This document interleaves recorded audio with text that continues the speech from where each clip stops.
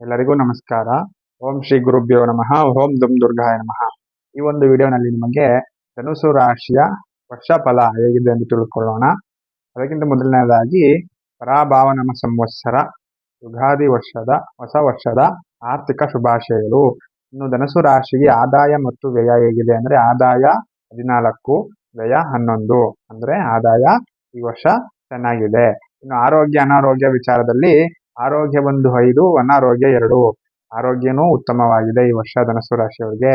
ಇನ್ನು ಧನುಸು ರಾಶಿಗೆ ಗುರು ಗ್ರಹ ಸಂಚಾರ ಮಿಥುನ ಮತ್ತು ಸಿಂಹ ರಾಶಿಯಲ್ಲಿ ಸಂಚಾರ ಮಾಡುವಾಗ ಧನುಸು ರಾಶಿಯವರಿಗೆ ಶುಭ ಫಲ ಕಾಣುವಿರಿ. ಈ ವರ್ಷ ಅನೇಕ ಕನಸಿನ ಯೋಜನೆಗಳು ಈಡೇರುತ್ತೆ, ಸಕಾರವಾಗಲಿದೆ ಮತ್ತು ಆರ್ಥಿಕ ಸ್ಥಿತಿ ಸುಧಾರಣೆಯಾಗುತ್ತದೆ. ಪುಣ್ಯಕ್ಷೇತ್ರಗಳ ದರ್ಶನಗಳು ಹೆಚ್ಚಾಗುತ್ತದೆ. ಅದೇ ಗುರುಗ್ರಹ ಕಟಕ ರಾಶಿಯಲ್ಲಿ ಸಂಚಾರ ಮಾಡುವಾಗ ಸ್ವಲ್ಪ ನೋಡ್ಕೋಬೇಕಾಗುತ್ತೆ ಯಾವಾಗ ಗುರುಗ್ರಹ ಸಂಚಾರಗಳು ನಡೆಯುತ್ತೆ ಅನ್ನೋದು.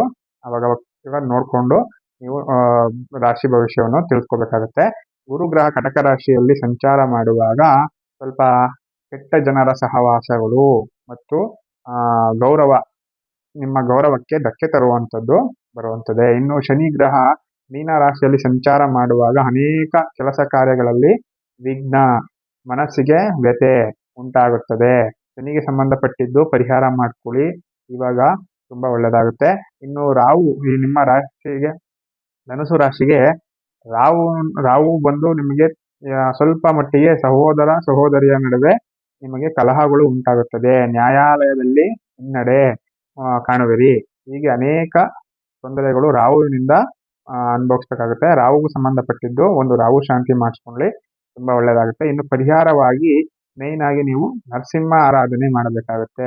ಇನ್ನು ವಿಷ್ಣು ದೇವರ ಆರಾಧನೆ ಮಾಡಬೇಕಾಗುತ್ತೆ, ತುಂಬಾ ಒಳ್ಳೆಯದಾಗುತ್ತೆ. ಹೀಗೆ ನಿಮ್ಮ ಗೋಚಾರ ಫಲ ಧನುಸು ರಾಶಿದು ಗೋಚಾರ ಫಲ ಈ ವರ್ಷ ಹೀಗಿರುತ್ತೆ. ಮತ್ತು ನಿಮ್ಮ ಜಾತಕಾನುಸಾರವಾಗಿ ದಶಾಭುಕ್ತಿಗಳು ನಿಮ್ಮ ಕುಂಡಲಿಯಲ್ಲಿ ಗ್ರಹಗತಿಗಳು ಹೇಗಿದೆ ಎಂದು ತಿಳ್ಕೊಳ್ಳಿ, ತುಂಬಾ ಒಳ್ಳೆಯದಾಗುತ್ತೆ. ಅದಕ್ಕೆ ತಕ್ಕಂತೆ ಪರಿಹಾರಗಳನ್ನ ಮಾಡ್ಕೊಳ್ಳಿ. ಒಳ್ಳೆಯದಾಗ್ಲಿ, ಶುಭವಾಗ್ಲಿ.